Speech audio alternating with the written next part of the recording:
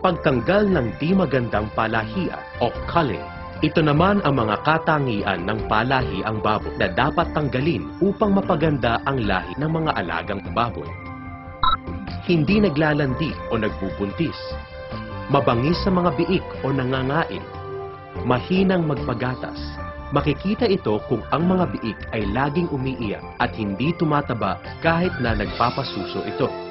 May suliranin sa paa gaya ng hindi pantay na kuko o di kaya'y may sira o crack na tanda ng di magandang lahi at nutrisyon. Mababa ang bilang ng iniaanak. Kung mababa sa 9 na biik ang inianak sa una at pangalawang pagkakataon, ibenta na ang inahin.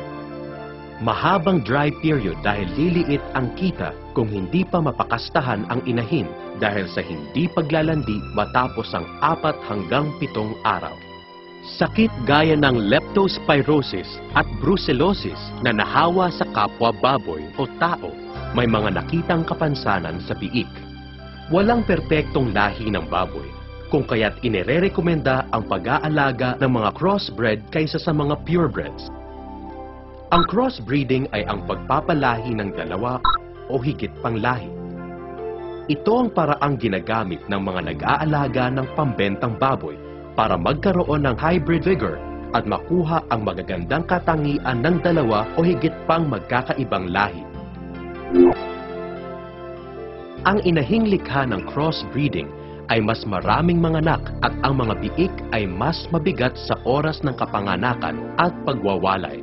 Ang mga palakihin naman ay mas mabilis lumaki, mas matipid sa pagkain at mas malakas ang resistensya sa sakit kumpara sa purong lahi. May tinatawag na two-way cross o crossbreeding na binubuo ng 2 magkaibang lahi ng baboy. At three-way cross na kombinasyon naman ng 3 magkakaibang lahi ng baboy na ang produkto ay ang ideal market pig.